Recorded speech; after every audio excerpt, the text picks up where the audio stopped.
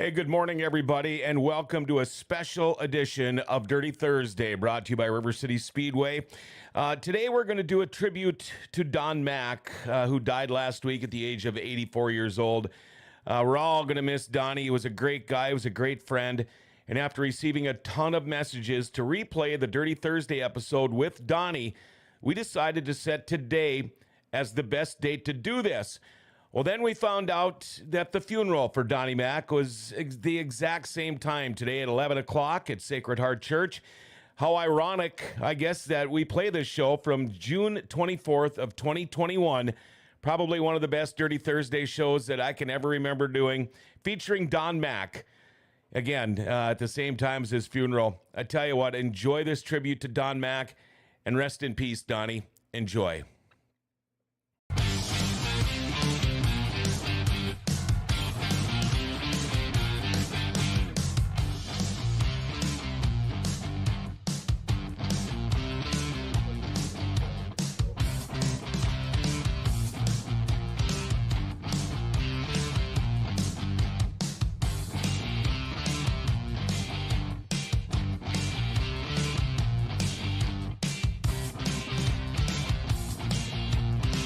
Hey, everybody, we're Grand Forks' best source on a Dirty Thursday with the Bullring Boys and Hall-of-Famer, the flying dirt farmer, Donnie Mack, joining us today.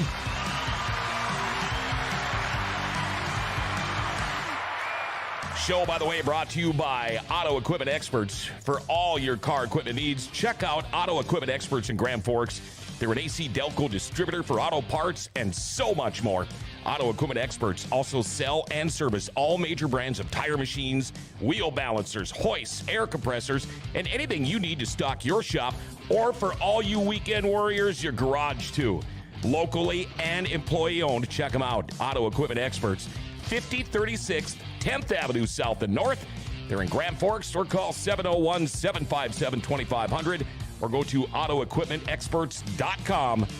Auto Equipment Experts open Monday through Friday from 8 to 5. New sponsor on a Dirty Thursday, Auto Equipment Experts. Of course, the other half of the Bullring Boys, Chad Hobb, joining me in the studio. We'll be talking to him in just a minute. Yeah, okay. Just a minute.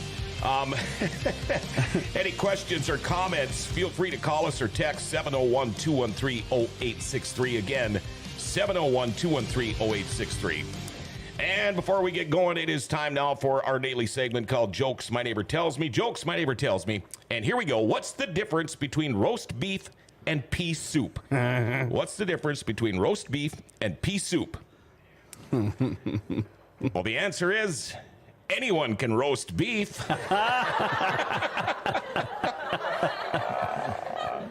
That's funny. What'd you think of that one, Chad? I like that one. Yeah. I got to. That's the first joke ever I've got to see pre-race or pre-show. Yeah. I mean, that was pretty fun. Like, should I do this one? Yes. Yes. Katie, what'd you think of that one? Oh, no, now you got to switch it for me. Oh, okay. There I am. Mm-hmm. There you go. There I am. Ew, anyone can roast beef, you know. That's just an ew one for me. Ew. All right. Here we go back on the show today. And what an awesome show we got today. Yeah. Hall of Famer Donnie Mack. Donnie, how are you? Pretty good. You need a little more volume there now? Okay. While there we go. Oh, we lost camera. I've been trying to get you in here for a while. I started racing when I was 18, and I quit when I was 40, and I've been involved in farming all the time that I raced, which made it kind of hard to get to some places because I pretty much lived in an airplane there when we were doing outlaws and that kind of stuff. And then, of course, my mother and dad got killed in 1979, and I kind of had to call it quits maybe a little bit before I wanted to, but still it was all right. So when you were a youngster, you were a football player, is that right? Yep. Yeah, what position did you play? I suppose a lot of them. I was left tackle. Left tackle, huh? And where did you go to school? Where did you play?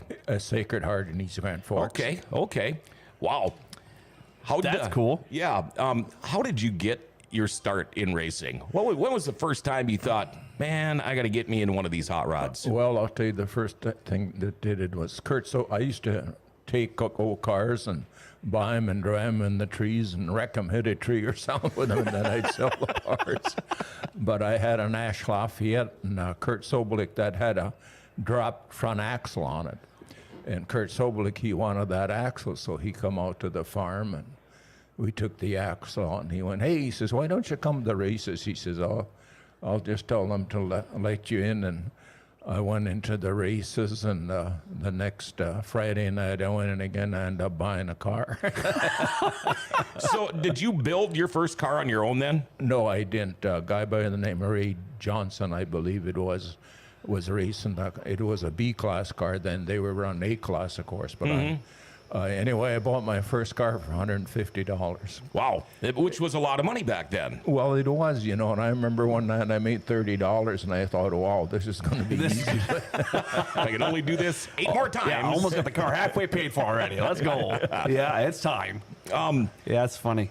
How did you had a long history with Doug Howells. How did you meet Doug? Well, actually, me and a friend of mine by the name of Marvin Colesel, we I switched to what they called A-class then, and we had 1 year in kind of a used car, and then we decided we're going to build a car. So we ended up building one ourselves and ran it for 2 years, and we ended up with a George Swengler motor, which was the first good motor that I ever had. And things went pretty good. We won quite a few races, and then that motor, in times them race motors go poop. Yeah, yeah.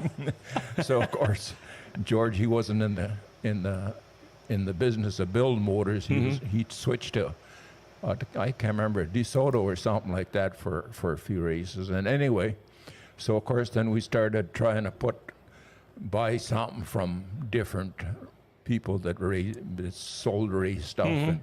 And we kind of struggled because we were having motor problems. And then that fall, Duke Ingolstadt used to drive. They called it the Anteater. And of course, he was driving that, and he was a partner with Doug Howells. And so then Doug, he came over and says, you wouldn't be interested in driving for me next year? Well, we were so fed up of fixing engines and stuff, it didn't take long for me to say yes. Yeah. Anytime you can drive somebody else's stuff. Well, right. He take over that, and then he has to worry about fixing. And he says, "I'll just drive. Yeah, tell me what it needs to be fixed, and they'll fix it." He drives. Yeah. It. How cool is that? And Don, this was before sprint cars. Was this a super modified? Was that what class that was then? Yeah, I think that's probably what it was a A-class or super modified. We used to call it A-class and B-class. Yeah. That's crazy to see. Like, I think, do you have a picture of him behind you? I can't see. Oh, there's switch. Hey, hi, Katie. There. Look how different those cars line up then. Yeah. Then get you. Sorry. Yeah. See, look at that. That is a sprint car. You see that sprint car now, but now you look at the sprint cars today. Oh, yeah. Compared to that one. Yeah. How about the change? I mean, you look at these sprint cars now, Don. It's just crazy how much they've changed and how much adjustments they can be made on now cars today. Well, shocks are so important today that most people don't realize how important they really are. I think they're more important than probably a torsion bar or anything, And right. There's some big money spent on shocks. It ain't hard to spend $2,000-3,000 on 4 shocks. Oh, Yeah. hoofda. And I like how he nonchalantly says, "Yeah, we won a few races." I'm looking Just at a a list few. here. Minot, Grand Forks, Glendon, Indiana, Blaine, Owatonna, Canada, Florida, Iowa, South Dakota, Fargo. You've won a few races, Don. Yeah, I did. I just got introduced in the Hall of Fame there on Friday night. So they told me that they announced it, I think, in that I won like 40 features or more. Yeah. And I believe, if I'm not mistaken, I believe he won the first feature ever at Fargo. Yeah. Right? Yep. Yeah. Wow. Yeah, he was the very first feature winner in Fargo ever. Yeah, and when Don mentions the Hall of Fame, okay, that's Fargo, Red Right. River Valley. That was last week. Maybe you didn't know this.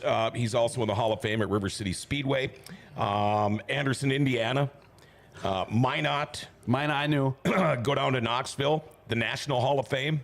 Yeah, he's in that too. Yeah, darn Mox there. Ah. Yeah, guys in them all. I mean, that was probably my favorite one, you know, because that one's got a lot of media too. Well, yeah. Oh And, yeah. I mean, there's guys like Floyd and Kinzer and I mean, Yeah. all them guys. You And, got when you were getting introduced on Friday night in Fargo. We had guys in Minot. Larry McFall's one of them. He's the announcer down there right now. He used to watch you race back in Fargo. I mean, in Minot, and he'd love that. And he knew the part about you being in Minot's Hall of Fame. Yeah. I mean, that's pretty cool to see all these fans coming out like, oh yeah, I got to watch him. I mean, that's gonna make you feel pretty good that they still remember how you did it. well, it does, and you'd be surprised, you know, how many of them there really is. I mean, in Fargo, there was a lot of nice people that come down and said hi, and I spent my winter in in Arizona. And you can't believe how many times I'll run into somebody and they're looking at me, and you know, you kind of see that. Finally, they come over and say, "Are you Don Mack?" Do you mess with them? No, I don't know that guy. Well, I say I look a little bit different now, Just a little bit. but I promise I'll quit eating. You know, when we get into the late 60s, you started doing a lot of IMCA stuff. In fact, 1969, I think you had 28 wins. That's a hell of a year there, Don.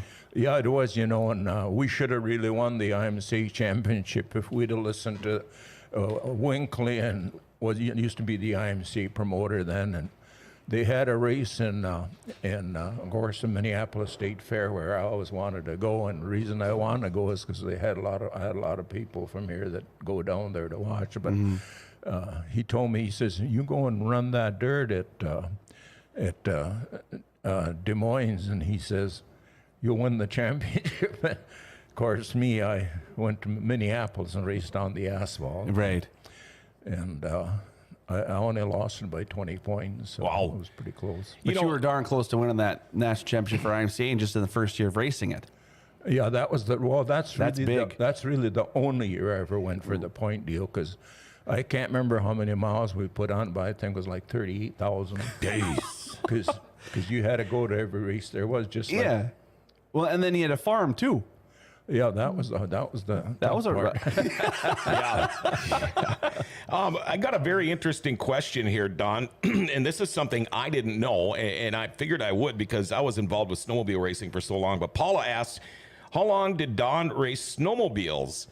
And did you have a few wins there too, Don? Yeah, I had a few wins there too. I never kept track of them, but I actually was on the Arctic team. Oh, okay. Was that with like Cormacan and some of those guys? Those or? guys were a step above us. I was kind of a local guy, and I did that for 3 years, and then the last 2 years, Doug Howells helped me mechanic on the snowcast. So Oh, Yeah. we had a lot of fun, and I was right back to the problem that I just said. I was leading a lot of races, and I'd blow the belt. Them days, them belts didn't hold. No. I was running that 800 King Cat. which Oh was yeah, pretty yeah. strong. Motor sticking out of the hood. Yeah, and all something. Yeah, that's it. That's all that one. Bill Novak is watching the show right now from Plymouth, Wisconsin. How about that? We got a Hey, Bill, Scotty thanks for guy tuning in. watching us. Yeah. Thanks. And How's the cheese? I'm sorry, that's my bad. And I want to give a shout out to Bennett Bolduck. He's back in town. He used to race here at River City Speedway, limited and unlimited sprints, down in Houston, Texas now. Nice. And he follows our show down there, but he's thank up for you. a couple of days. And maybe we can talk him into going to River City Speedway tomorrow night. You know what's really cool is when you look at doing all this stuff. I never thought this show would take off like it has. Really, I don't think the expectations of me are just like, what's gonna be a fun show. We're gonna have some, we're gonna BS a little bit. But when I went to the World of Outlaws race, when I was helping, we were helping people to the gates and everything with golf carts, and I can't believe how many people actually told me that they watched the show. Yeah, and I'm hearing it all over now. All over, and it's like, hey, you're a local celebrity. I'm like, no, we're just guys that talk on that's all we do. And when you talk about that, that's funny how we ended up getting Donnie on the show here. I come walking in. It was the night of the World of Outlaws. Yeah. And he was sitting in the employee entrance area with Linus. And says, how do you get that racing show thing you do or whatever? And so I grabbed this phone and I showed him what to do. And it's funny because I think the next 2 Fridays, as soon as I walk in, you and Linus have been watching the shows, so now you get to watch yourself. So. Yeah, now you can watch the replay of himself being on. I wonder if Linus is watching right now, just judging, just laughing away. Yeah, I don't remember if I showed Linus how to use the phone, but He had to put on his readers. Yeah, he had to get on his readers. When it came time, one thing about you, Don, is dirt or asphalt. It didn't matter.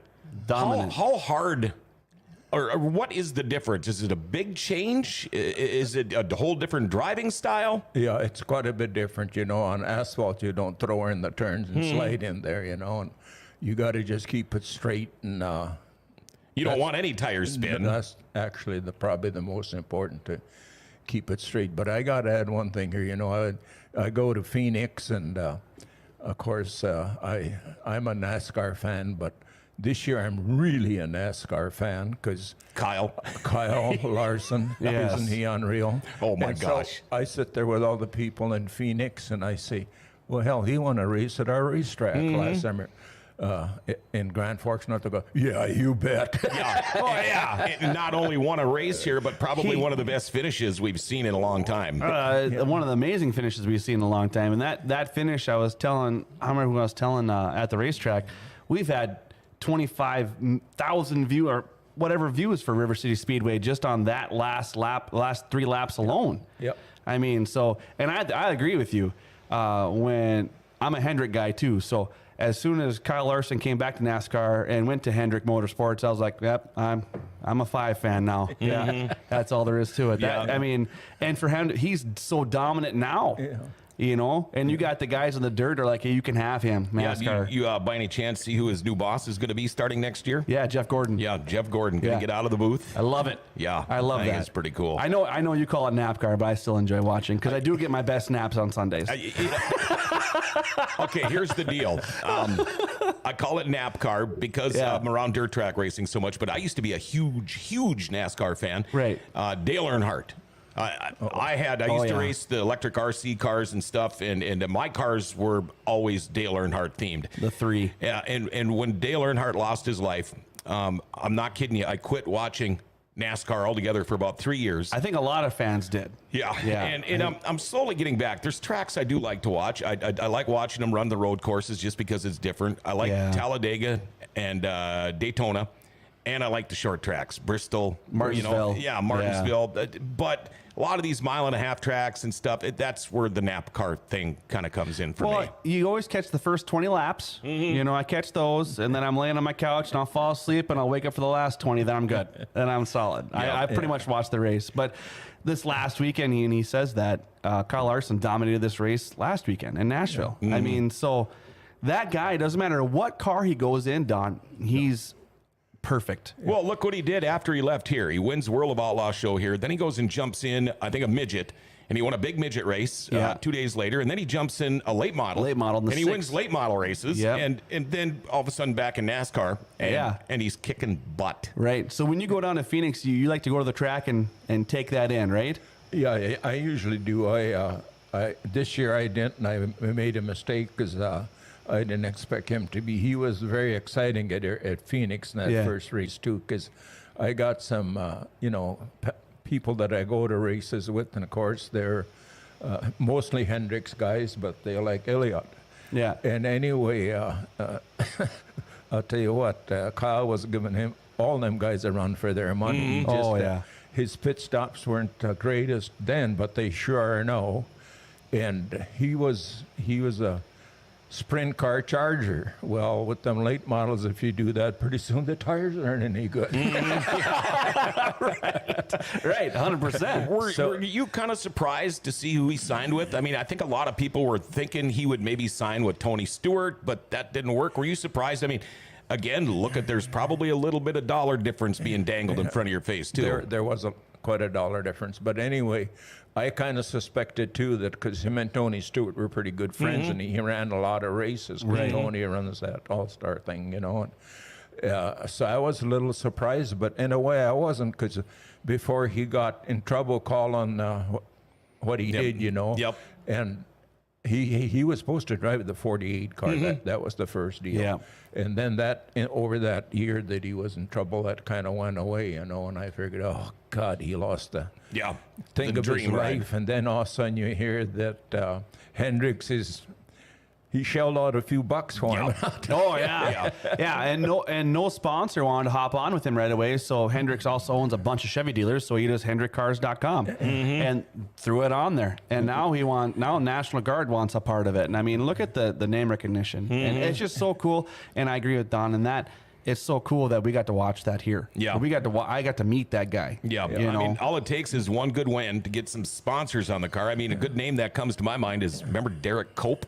Yeah. Who won the Daytona 500 one year, and I think he finally raced his last NASCAR race like a year ago. Actually, it was the Busch, whatever they call those guys now, the Infinity. Yeah, Xfinity. Yeah, he ran an Xfinity race, but that's all it takes. You just win one big race like that, and the guy raced for the next 40 years because he beat Dale Earnhardt because Dale got a flat tire. Well, you talk sponsors and stuff. When you look at your career, Don, is there any big sponsors? I know I saw Shots Crossroads from Minot was one of your sponsors, it looks like. Well, I was very lucky. I had probably two of the best sponsors locally, because I had Rydell Chevrolet even before I had Donnie Schatz. But then Danny, he ended up with that truck stop in Minot, and ever since, so he was a real good supporter of mine too. And those two people I have to thank a lot, because they made racing a lot easier than it would have been without them. Right. Do you ever get a chance to catch up with them and talk about everything, how life's changed since then? Oh, I do too. Wes Rydell lives in the same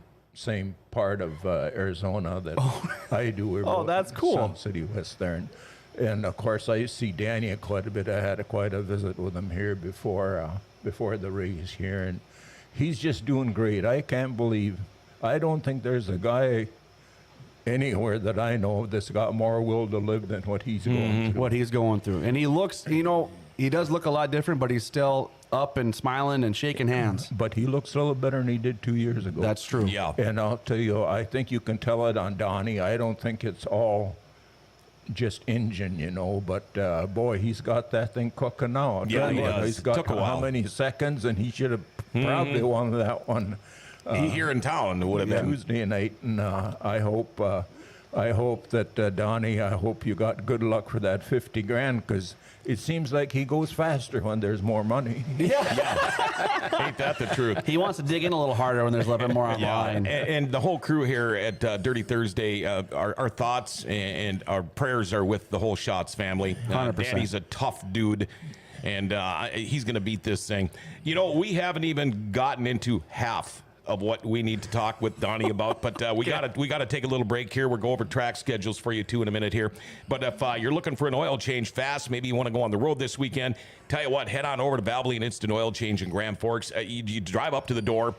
They basically open the door and you drive right in, and they'll change your oil while you sit in your vehicle. Maybe you want to go shopping, you can do that, but you're probably not going to have time. They're also going to check your cabin air filter, your wiper blades, your fluids, your head and your taillights, your batteries, your tires. They also do tranny and coolant flushes. You don't need an appointment either. It's timely service that won't slow you down while you sit in your vehicle. Mention Grand Forks Best Source. They'll give you an additional $7 savings on your oil change. And if you can't leave work and you live in town, they'll come and pick your vehicle up too. Locally owned and operated. They're open 7 days a week and fast. Valvoline Instant Oil Change. They're at 3325 South 38th Street. Or call 701-780-8462, but make sure you tell them Grand Forks Best Source sent you. On a Dirty Thursday with the Bull Ring Boys and Hall-of-Famer Donnie Mack, the Flying Dirt Farmer. Going to go over some schedules. Norman County Raceway in Ada tonight at the Norman County Fair. Got the Minnesota IMCA Sprint Car Series, the NLRA Late Models, the IMCA Sport Mod Stock Cars and Hornets. What else we got here? Tomorrow night, River City Speedway, Greater Grand Forks Fair Racing. NOSA Outlaw Sprints tomorrow night, Street Stocks, Midwest Mods. That's cool. Yeah. Saturday, Devil's Lake Speedway, the Golden Hammer Classic NLRA So pumped up for Late that. Model Special. Yeah. $2,000 to win. Hey, do you see who's running Schatz' late model? I did. Tyler Peterson. Tyler I Peterson's believe. running it, yeah. IMCA driver. Really good driver. Really good driver. Modified driver. Yeah. So you also got Professional Dirt Series and the Western Renegade Wingless Sprint's going to be at Devil's Lake Saturday. Do I got more in there? Sunday, Greenbush Race Park. the Rebel Midwest Mod Tour making a stop. In Greenbush. Yep, A-Mod, streets, pure stocks, 4 cylinders. Yeah. Sunday, back at River City Speedway, all part of the fair. NLRA Late Model Tour going to be here, the Midwest Mods and the Lightning Sprints. And then Sunday to wrap up your racing weekend at Buffalo River Speedway in Glendon. Limited late models, the IMCA mods, the INEX Legends, plus the BRRS regular shows that go on there. So, man, I tell you what, you can pick a track all weekend long and watch racing for 5 days in a row. Not bad. So can you see? You can almost see Donnie Mack's sprint car on me I'm the floating head right now on my thing. Yeah, there I am. You know, we got to talk to Jason. Jason Berg wants to come on the show here in July sometime. I don't know. He's got to talk to you. Okay. He texted me last night. Hey, reminder, like, Jason, talk to the guy that schedules stuff. I just show up here. Yeah, get a hold of me because we've already got a couple weeks in July booked. The first 2 weeks in July are booked already, but we can so get squeeze them in if we have to here. Nah, I got to take this thing off. It's hot, but this is the floating head, Katie. Yeah. It's warm. Katie. Oh, now she's taking hers off, too. Look at Isn't that funny how they can just go invisible? I wish I could do that throughout the day. Just go invisible throughout the day. Yeah. Somebody wants to come talk to me. No, I'm gone. All right. Put my head up. Speaking of Jason Berg, Donnie, Jason Berg just texted in and he said, good morning, Grand Forks Best Source, Mr. Mack. Well-deserved award. I always appreciate our conversations dating back to my days on the track working at RRBS when you brought the Outlaws to Fargo. Yeah. Kevin Pappenfuss says, my first sprint car hero. And, Jack Croker likes my shirt. And then he says, Donnie's a great guy. Always enjoys seeing him around. Kind of nice hearing good things about you, isn't it? Yeah, it's always nice, you know. That was kind of one thing about owning the racetrack is when you were watering the racetrack, you'd go in the pits, and I wouldn't even go in the pits because some of my best friends didn't like my track.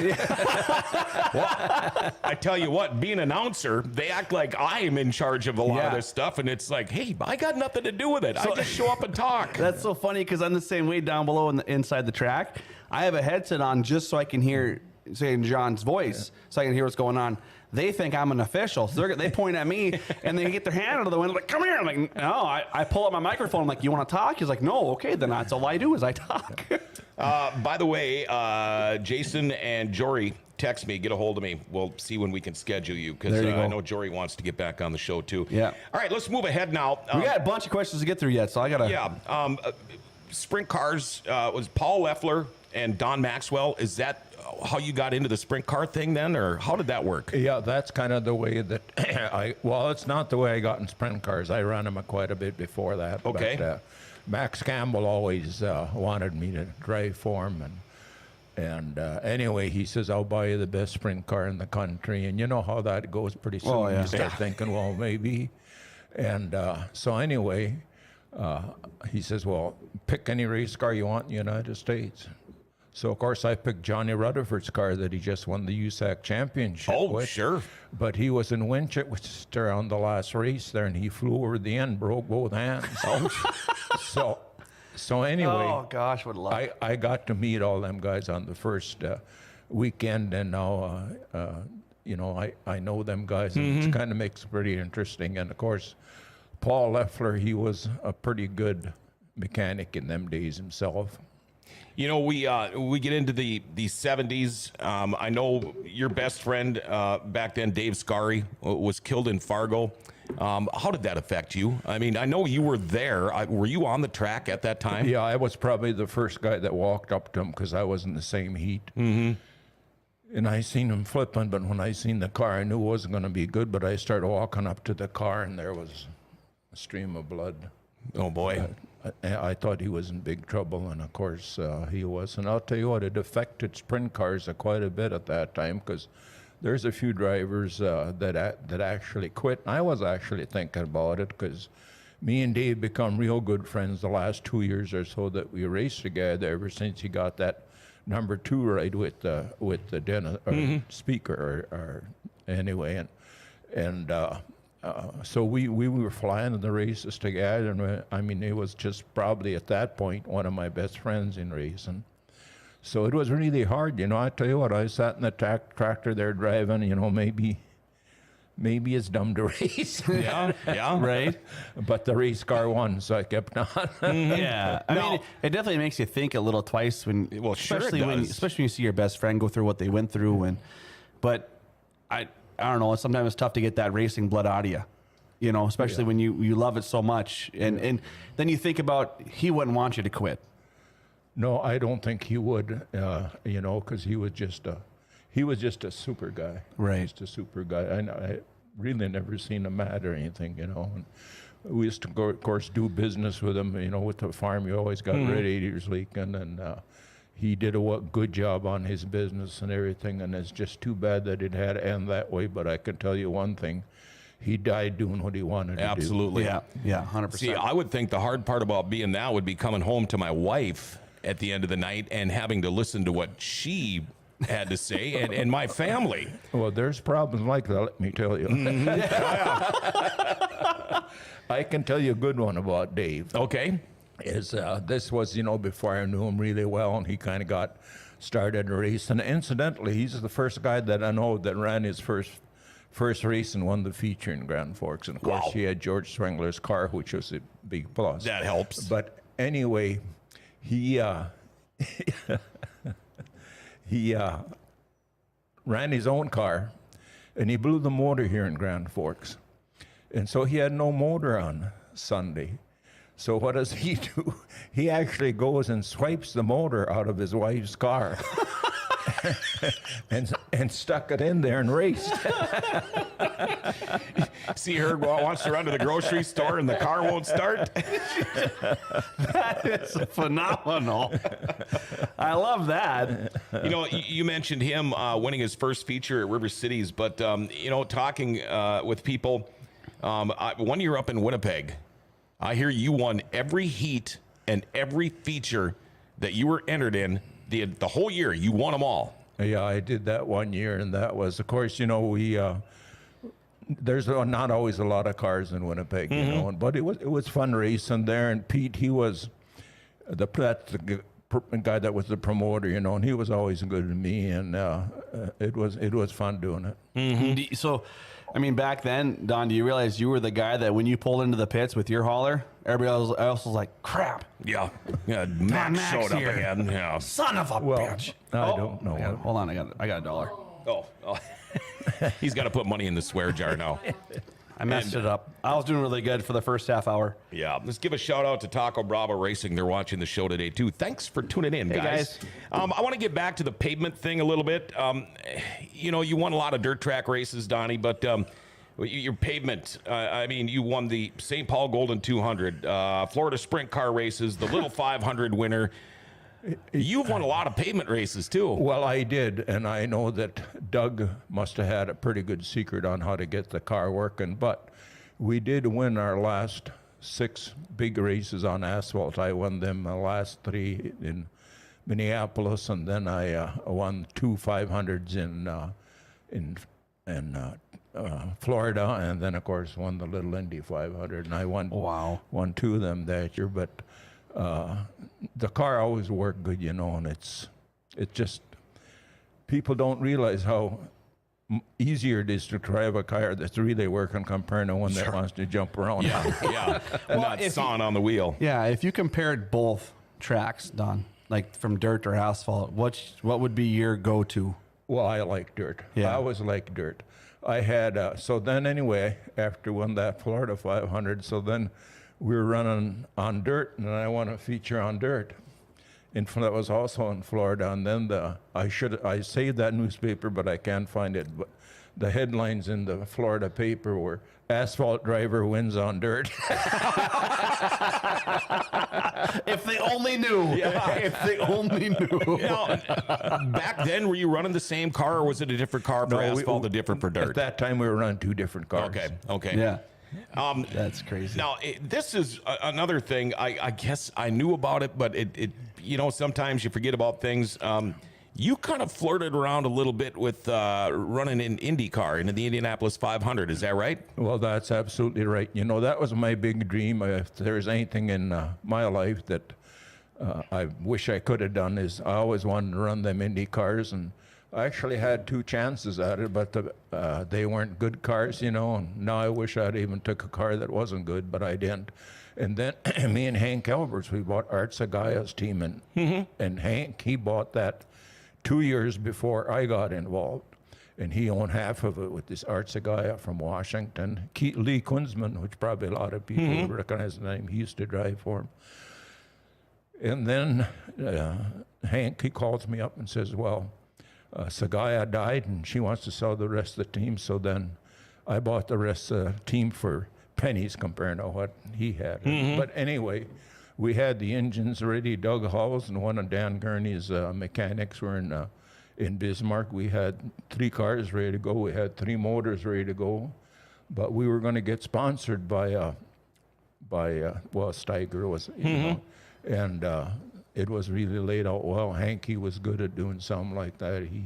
They had me farming on the farm, driving the Steiger, and then getting a plane. It would have been good advertising. Right. But that was when Nixon's $5 wheat went back to 3. Yeah. That was not cool. That might take the wind out of the sails a little bit. Yeah. So of course, then they tightened down, and you know, farming thing got tight like it is now. It's amazing them dealers can survive, but for the money they get for that stuff, it's unreal. Today, a combine will cost as much as a quarter land. Yeah. Isn't that something? That blows my mind how much. And I farmed for, well, I suppose it was probably pretty close to 40 years, and I never had nothing but $3 wheat. Yeah. How many other? I used to work for my first job of $5 a day. Yep. Well, where that went to by the time I quit farming, and you know, farming is so far out of whack that people don't understand that there's no parity there at all. You know, and out of a grocery store, they get 4.5 cents out of every dollar spent. It used to be 6, 7. That's just about a 50% hit. Yep. Right. And you know what gets me, Don, is you act like you used to farm. I see you at the farm shop all the time when I drive by there. I know you're still involved with the farm. Well, and of course, when I haven't got anything to do, it's a good place to sit and watch. And I got, you know, I'm glad that the part of the family is still. Yeah, I mean, you got a couple of the grandboys there, the grandkids, and yep, that's cool. Joshua Johnson, by the way, texted Don. He says, I ended up with stuff from Don Kilfoy's racing collection and actually came across a press kit from the Indy program that you were involved in. So there is some of that Indy stuff with your name still floating around out there, and it's local here, too. Yeah, that's good. That's awesome. All of a sudden, it comes time for World of Outlaws. When they formed back, I believe it was 1980, Ted Johnson. 78. 78. You started with World of Outlaws. How did that all go? Well, that one good, and of course Ted Johnson, you know, is probably also one of my favorite men in my career, and he was always good to me. But he's the guy that dreamt this thing up. We're racing in Tampa, and he was going to start this World of Outlaw thing, and he put it all together. You know, it was going to pay $2,000 to win no matter what, and it just got going, and I was just there. That I was one of the first outlaws. I was, along with some good names. I mean, Wolfgang, Kinzer, Ferkel, a lot of good guys, and it just went from there, you know. And then Ted, he was always good to me. Then when I was in Florida and quit that, told him that I was going to have to quit that May. He says, well, why don't you promote a race in Fargo? I says, well, how in the heck, you know, how am I going to do that? So anyway, he told me approach him. So I approached Fargo, and they were good enough to, you know, do it. And we had a thing going there that I thought was going to completely be as competitive as Knoxville. The last race that I was involved, there was a 3-day race, and we had like 22,000 people there, and I mean, the fair did unreal on it. And then there's always some new members that figure they don't need somebody, and that's kind of what happened. And you know, I can remember then people used to put those couple of days on their calendar every year and head to Fargo, you know, to go watch these guys on the big half-mile track. And man, you talk about some fast cars. Did you ever, back in those days, did you ever get to talk or hang out with Carl Kinzer?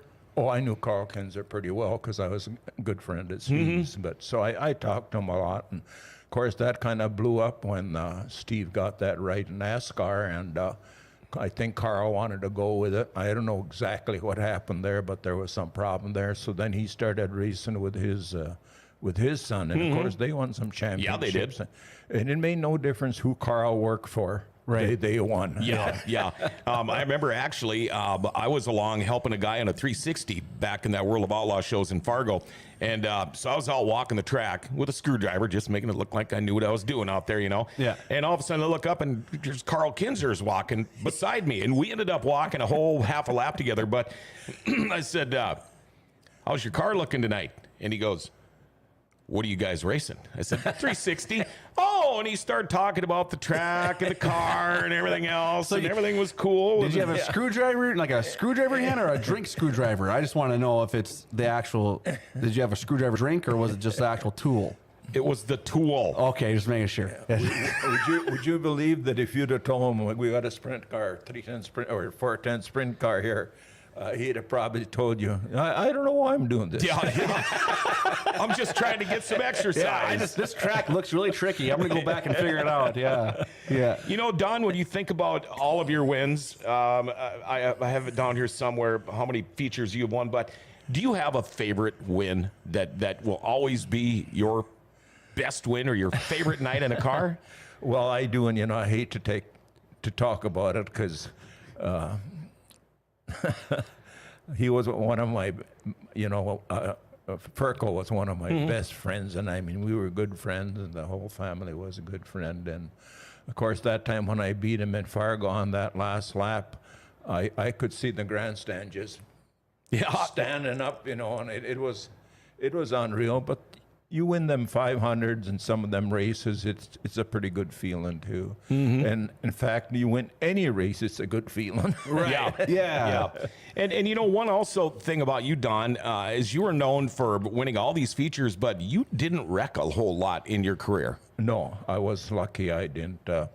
One time I bent the axle in Fargo, and I was kind of, feeling crappy about it. And Doug, he's putting on a new axle, and he says, "Oh, don't feel too bad." He says, "This has been on there for 7 years." Oh, jeez. Do you ever perfect. Besides taking cars and running them into trees and stuff when you were young, you ever have a car upside down or go over on you? Oh yeah, I used to roll them in the yard. Yeah, my dad used to do that too. Roll them in the yard. Yeah. And that is the truth, because I used to get these old Model A's, and of course you'd come in there, their suspension wasn't that great. Yeah. My mother, she was watching on the porch, and I turned too sharp. Boop, down she went on the side. She goes, "Oh, they're screaming, are you all right?" Just practicing, Mom. Were you laughing in the car or thinking, oh, I'm going to get my butt kicked for this Yeah, one? that's what I thought. I was expecting, but Ma was, she was, would have been dad, I probably would have. You kind of stepped away now. You were a track owner, a partner, and I think have you stepped away from that altogether now? Yes. Okay, so and it was funny because, well, Don's retired now, but you were still at the track every Friday night. I mean, But at a Don different- Mack that's just what he does. He's there, but he's in a different position now. Now he's sitting in the grandstands, like right when you walk up through I always come up to the one side and I always say hi to him, and he's always sitting there. He's not in the infield anymore, staring at me like, okay, questions, 2, let's go. Okay. How many times has he yelled at you in victory lane when he used to stand up behind the little sign there? He just, when I'd walk, okay, so the first year I was here, he was still owner, and I walked down to victory lane and I'd look up at him and he goes, "Make it quick. You got it." Done. He used to hang over that thing and he'd go, "Hey," and I'd look up and he'd go. Well, especially, I was one guy in our organization that really wanted to be done by 10 o'clock, because I know that them people with the kids there, and that's the greatest thing there is in racing. Just think how many parents they bring. Right. And, they think about probably being racers. And, of course, Linus, he threw them a lot of candy. That was always very interesting, I thought, Yeah. But anyway, that's why I feel that too many, I don't want to knock the guys that are running it now, but if the show gets too long, people start leaving. Yeah. Well, and I want you to know, because I know you're probably not directly involved, but our goal every night is to get out there before 10. That's right. That's And what we that- shoot and for. That's exactly where I was at. Yeah. When it was getting late, then I was starting to. Yeah. Yeah. Well, now my whole take on this was, and I remember telling you this that one night. I'm like, Don, this is the first time this guy's been in victory lane, and he's been coming here for years. We're going to give him a couple of minutes here. And then you never would say anything back to me about it, but No. I got it drilled into me that, let's speed this up a little bit. So you had Don on you, right? So I've had 1 year of Don, and it was we're pretty good. But now I have Mike Witherall. Oh, I got Mike Witherall on my butt. Like if it's taking too long, he's like he'll turn and walk and just like so you don't hear him directly. He'll be like, I gotta get the show going. Let's go. I'm like, okay, all right, sorry. Well, I didn't know that, but I say good going, Mike. yeah, except for the announcer that's stuck 900 feet up that's got to go down 3,000 stairs to go to the bathroom during intermission. And I got to wait till you're done with the redraw and all that stuff. Yeah. And then with my bad knees, I try to fall all the way down the bleachers so I can Yeah. run to the bathroom. And all of a sudden you'll hear the cars coming out to warm up. And it's like, I'm still taking a leak. Yeah. And it's like, oh, geez, Mike. Yeah, and then he yells at me, Chad Roberts is gone. You need to talk. What am I going to talk about? I don't have the lineups. I got nothing. So as the cars are coming on the track, I'm like, okay, there's Tucker Peterson, the 27P. There he goes. Like, Joshua Johnson. Well, first I'm going to talk. Amanda Joe Enright says this is a spectacular interview. Josh wants to know, would a book or memoirs of your life ever be a possibility? You ever think about writing a book about all the things you've done, Don? Well, I guess I, never ever gave that. I didn't think that anybody would probably want to write about that. Well, I think it's pretty obvious in the show that you look at everybody that's talked to us and stuff today, Don, is everybody likes the history of what has become dirt track racing, and knowing what you've started. You've been a part of and have started some spectacular things, especially in North Dakota. And I know for sure our listeners and everybody's going to want to know. I mean, it's just something cool to talk about. And you have right now, we've had 63 total viewers at one point in time watching this show. It's history is spectacular, and it is very interesting to find out, why'd you do it? What happened? How many rollers did you have? Or nobody knows out there just talking to you that you rolled a Model T in your front yard just because. And that's what's so awesome about this. I mean, I was excited when you texted me and said, hey, we got Don Mack for the show. Awesome. and the thing is, too, when you talk about Don Mack, the Mack family in general, I mean, for Yes. how many years was there at least one Mack racing a sprint car? I mean, because we got Don, we got Sonny, Todd, you got Todd's three boys, you got Sonny's boy, all have had their share of wins here at River City Speedway. Yeah, and that's, kind of disappointing to me that some of them didn't race longer than they did. But I'll tell you what, the cost on these sprint cars is just absolutely goofy. Yeah. I sometimes wish that on a local deal like this that a guy could run affordable cars, and I kind of like that IMC class because they're crate engines, so everybody can't. I'll tell you what, knowing what a guy knows about engines, I mean, you can take say a 310, and take it and pull the heads off and do a few little things, and you're going to change that thing on real, and it's still going to match a 310. Yeah. Well, what's nice about these crate motors is that they're all the same no matter what. Yeah. Right. They're sealed, and I think, if I was ever going to start a new class, that I would like to start something Everybody's in the same field more. then. The bad thing about that is that the problem we have here at River City Speedway is now they want to have a big race. It's hard to get cars to come here. We tried all kinds of big races and and I'd go down to the Knoxville Nationals and I'd beg guys to come, and it was just hard to get guys. But we sometimes we got California car, Right. but I could never get you got to have a name, some kind of a name. Yep.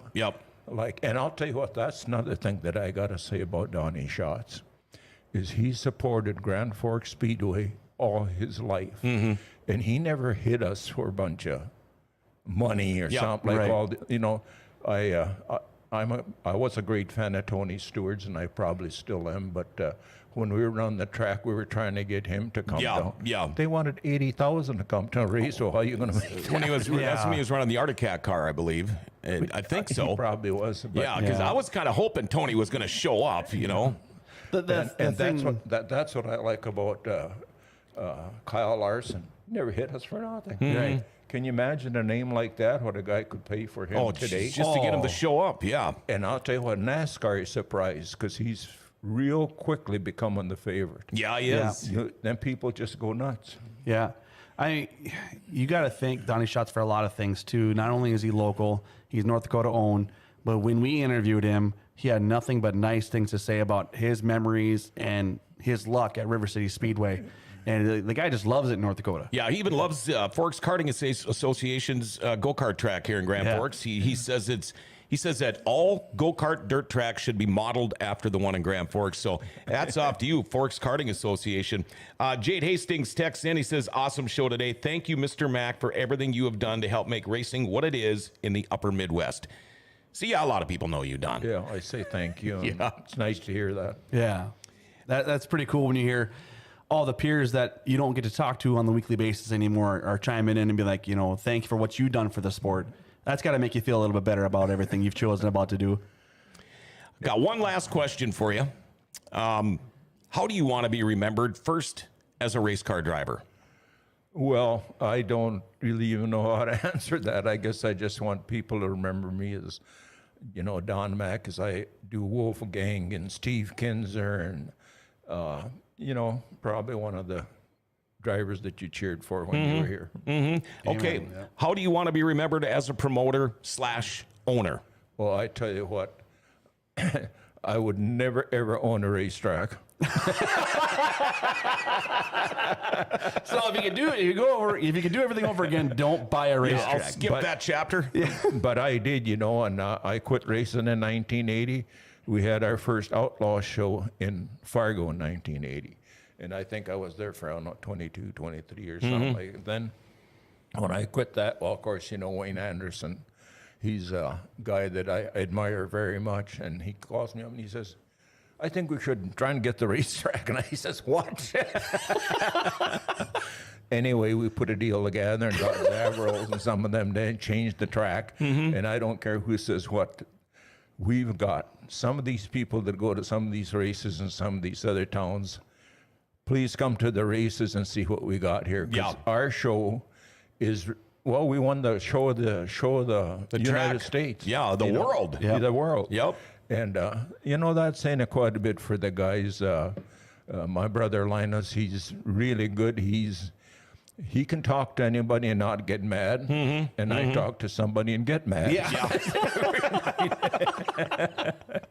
Well, that gives big props to the guys that we have do the track now. I mean, our staff at River Cities, Tommy that helps out doing everything every day. Doogie and the guys, the fire and rescue, all of them. All of them. It just speaks volumes of the crew that we have. Yeah, well, when you hear announcers like Johnny Gibson and Rick Eshelman and the late model guys and the World of Outlaw guys saying this is their favorite track in the world, that tells you something. Well, that's the reason why Kyle Larson came. Is because all these guys are like, I love River Cities. I love River Cities. And all of a sudden he showed up and I bet you he loves it too now. Yep. I do have one more question for you, Don, just because it was texted to me from Paula. And she says, would you ever get in a car again and do some hot laps? Well, when I had the grandsons and all that, doing that, I did that a few times. Oh, okay. But I'm going to tell you something about getting younger like I am. After about 3 laps, I was ready to stop and take a rest. Yeah. What a great show. This was probably one of my favorite ones, for sure. Like I say, I like history. The history of what he's gone through and what he's done in his life is pretty phenomenal. And yeah, this is pretty cool. Thank you so much for coming on today. It was awesome. All right, I'm gonna wrap up the show with one more text from John. Been part of the track some type of way for years. One of the greatest guys out there. Nothing but the highest respect. Have honestly had some of the best dirt track conversations with Don. Thank you for everything you have done as a driver and owner. #legend. No, you're a legend. Mic drop. That's very nice, and thank you. Wow. I wish this show wouldn't end. This is great. I wish I had to go back to work. Yeah. Could sit here and talk racing all day. Donnie, you going to be at the track Friday night? Yeah. All right. Well, you want to meet the guy, the legend, the Hall of Famer in 5 different Hall of Fames, the Flying Dirt Farmer. Head on over to River City Speedway tomorrow night. Donnie will be there. And thank you so much for coming in today. Thank you. You bet, and I'll tell you guys, I really enjoyed the show. Good. Yeah. Next time we have you on, we're bringing beer. Yes. I quit drinking. Oh, well, That's not true. we're definitely going to get beer.